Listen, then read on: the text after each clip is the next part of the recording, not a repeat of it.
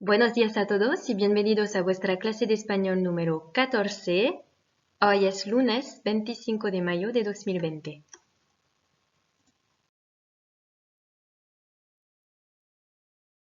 Comenzamos por recordar brevemente los deberes que teníais que hacer para hoy. Pues para hoy teníais que contestar una pregunta a propósito del video que estudiamos juntos la última vez. Y la pregunta era, di que pretende denunciar el video y por qué. Avant de passer à la correction, je souhaitais simplement faire un point concernant vos DM. Donc à ce jour, j'ai donc terminé de corriger. Je vais vous envoyer votre copie de façon individuelle dans la semaine. Donc ne m'en veuillez pas parce que j'en ai 80 à faire partir sous format mail. Donc ça risque de prendre un petit peu de temps. En tout cas, une chose est sûre, c'est que vous l'aurez d'ici la fin de semaine puisque prochain cours qui est donc vendredi, je publierai la correction sur le blog. Donc je vous invite à bien regarder la copie, les annotations que j'ai pu mettre et à suivre la correction. Si vous avez des questions, vous pourrez me les poser, bien entendu. Pues vamos a corregir la pregunta.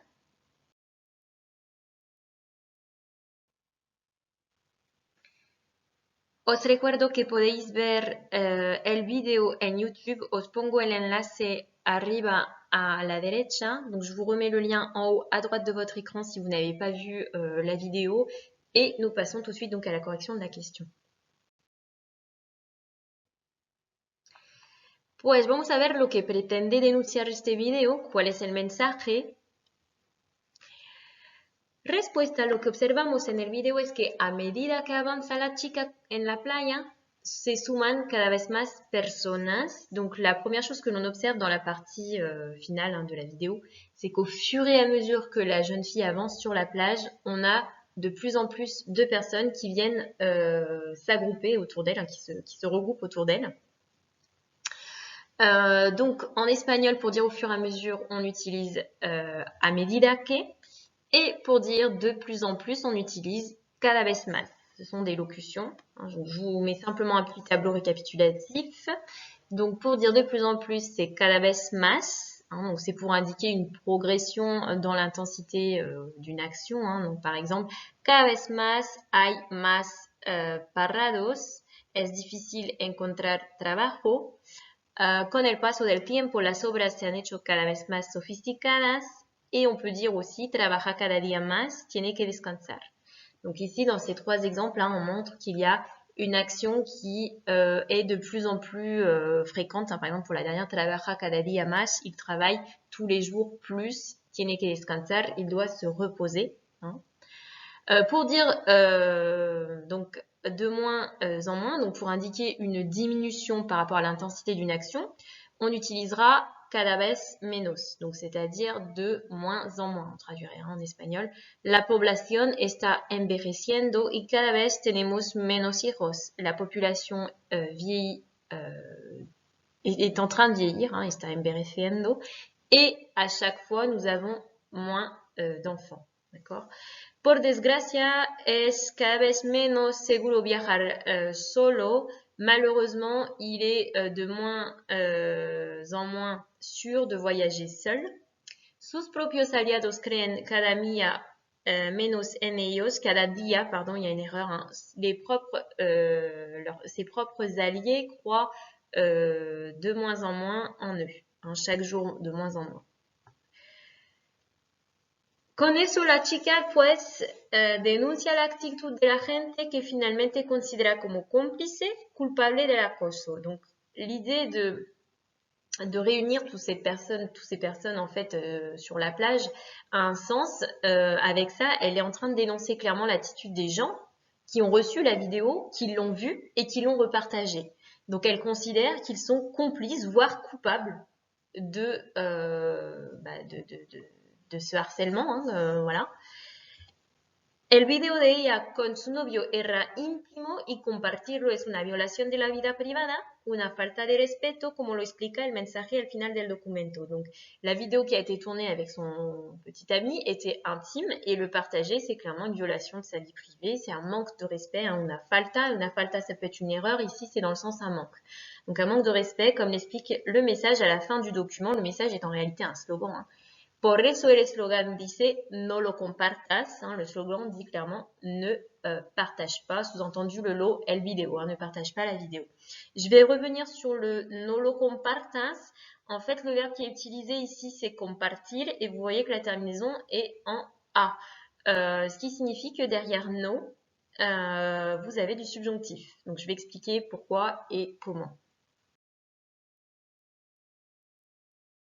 Donc en espagnol, quand on veut exprimer une interdiction, on va utiliser ce qu'on appelle la défense, c'est-à-dire no plus subjonctif. Donc quand vous voulez dire, par exemple, n'insulte pas ta sœur, no insultes a tu hermana. C'est le verbe insultar que l'on a mis au subjonctif. Donc on utilise no devant le verbe, hein, et le verbe doit être au subjonctif. On peut également utiliser le verbe prohibir, que, qui est le verbe interdire en fait en espagnol, hein. Et là encore une fois, on utilisera le subjonctif. Donc, te prohíbo que entres en mi habitación. Je t'interdis de rentrer dans ma chambre. Vous avez un petit exercice à côté que je vais vous demander de faire, mais auparavant, je vais vous rappeler brièvement les terminaisons du subjonctif des verbes réguliers et on fera un rapide tour pour les verbes irréguliers parce qu'il y en a bien sûr.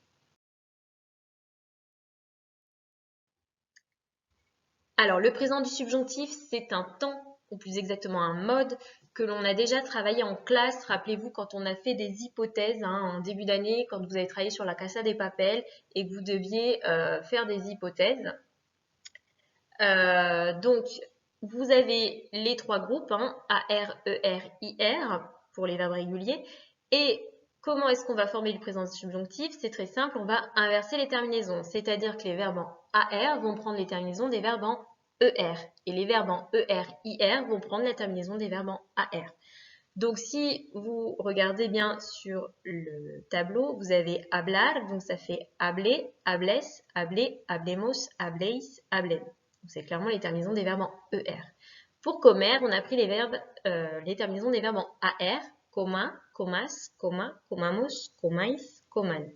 Et pour vivir, là encore une fois, ce sont les terminaisons des verbes en AR, viva, vivas, viva, vivamos, vivais, vivaban. Donc en réalité, c'est juste une inversion qu'il faut opérer pour pouvoir avoir le présent du subjonctif pour les verbes réguliers. Les verbes irréguliers, je vous laisse regarder, il y en a plusieurs. Le verbe caer qui va faire caiga, et puis ensuite, donc c'est pareil, ça va être les terminants des verbes en AR, caigas, caiga, caigamos, caigais, caigan, hein. C'est juste qu'on a un G en plus et un I. Donc ça, c'est le verbe tomber. Desir, même chose, hein, au présent de l'indicatif, il fait digo. Donc, on va conserver ce G et ensuite, on va prendre des terminaisons des verbes en AR. Donc, diga, digas, diga, digamos, digais, digan, etc. Haber, haya, hacer, haga, ir, vaya. Le verbe oír qui signifie entendre, oiga. Poner qui signifie mettre, qui fera ponga. Saber qui fait sepa, c'est le verbe savoir. Salir qui fait salga. Attention, salir ne veut pas dire salir, mais sortir. Celle qui fera CA, celui-ci est important, il faut le retenir absolument. Tener, tenga. Là encore une fois, on a ce G puisqu'au présent de l'indicatif, ça fait tengo, donc on le conserve. De la même façon pour poner, hein, que l'on a cité précédemment, qui fait ponga. Traer, qui veut dire apporter, traiga. Venir, qui fait benga. Là aussi, ça fait bengo présent de l'indicatif, d'où le G. Et ber, qui fait bea. Donc voilà pour les irréguliers.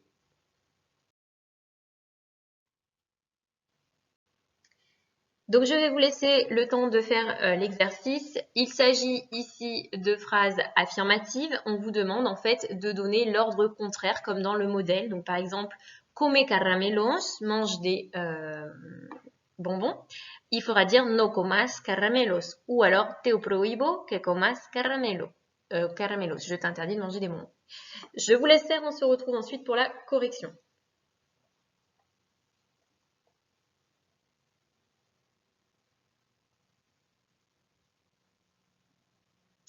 Corrección del ejercicio. Primera frase, Donc c'était canta la canción, chante la chanson, hein, si je traduis. Alors on n'a pas vu encore l'impératif, du moins on vient de voir l'impératif en fait négatif, hein, l'interdiction. On verra ce temps-là dans la prochaine séquence. Donc je laisse de côté, hein, là vous voyez, pour dire à quelqu'un chante la chanson, on a simplement enlevé le S du présent de l'indicatif. Normalement ça fait tu cantas, hein, pour dire tu chantes la chanson. On enlève le S en fait pour donner un ordre pour dire chante la chanson. Donc là, il faut dire ne chante pas, ça donne donc no cantes. Ou alors te prohibo que cantes. Donc c'est le verbe cantar ici que l'on a conjugué au subjonctif. Deuxième phrase, vuelve pronto. Donc là, c'était le verbe volver qui veut dire rentrer ou retourner. No vuelvas. Je vous rappelle que c'est un verbe qui diphtongue, que la diphtongue donc se fait au subjonctif. Donc il faut la mettre ici. Donc on l'a bien pour les personnes 1, 2, 3, 6. Ici, c'était la deuxième personne du singulier. Donc on pouvait dire aussi te prohibo que vuelvas.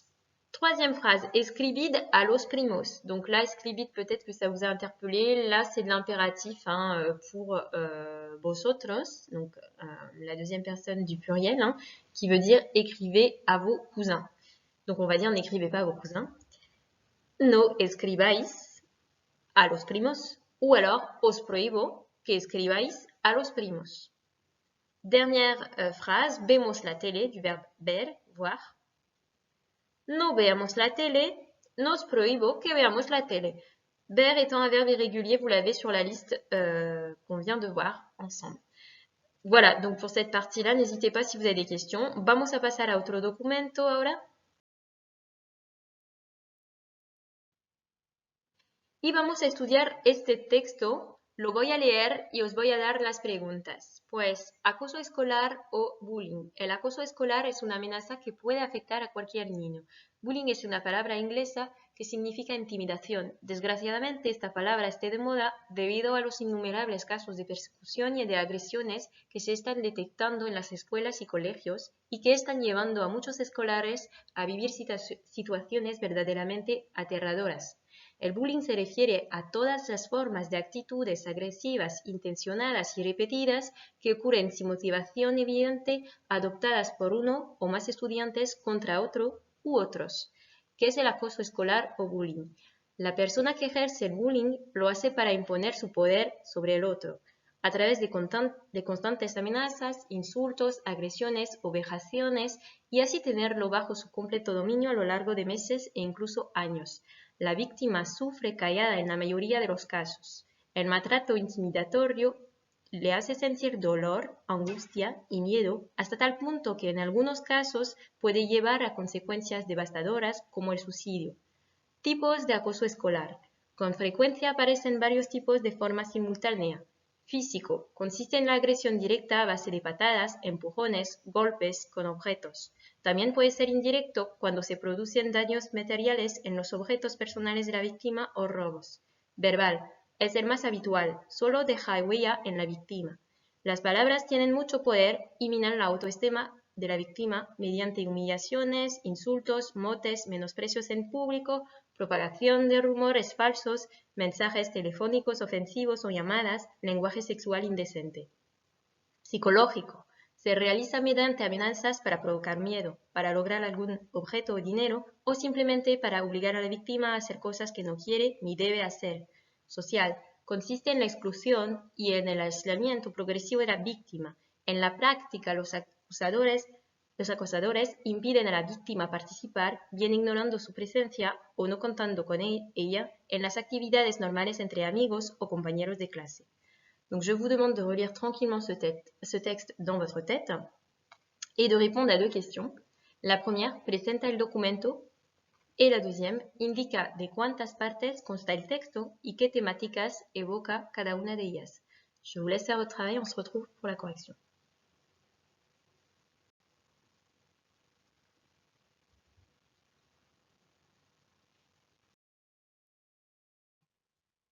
Alors, correction. Donc, ce qu'on pouvait déjà observer, c'est que le document est un article qui provient d'un site internet et qu'il traite donc de la thématique du harcèlement scolaire.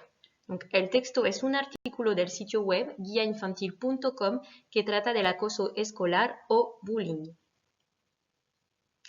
Consta de 3 partes Ou alors on pouvait dire se compone de 3 partes. Donc là, c'était pour répondre à la question de combien de parties se compose le texte. Donc vous pouvez utiliser soit le verbe constar, soit le verbe componerse, qui est un verbe pronominal. Donc je vous rappelle que le pronom passe devant le verbe quand on le conjugue au présent. Alors, les 3 parties. La primera se titula El acoso escolar es una amenaza que puede afectar a cualquier niño. Donc, le harcèlement scolaire est une menace. Amenaza, c'est une menace qui peut affecter ou toucher ici, ce serait plutôt dans le sens toucher, chaque enfant ou n'importe lequel des enfants. Cualquier veut dire n'importe lequel. La segunda tiene como título ¿Qué es el acoso escolar o bullying? Donc la deuxième a pour titre Qu'est-ce que le harcèlement scolaire ou bullying? Et la troisième, la tercera y última, presenta los diferentes tipos de acoso escolar. Donc dans la dernière partie, on a les différents types de harcèlement scolaire.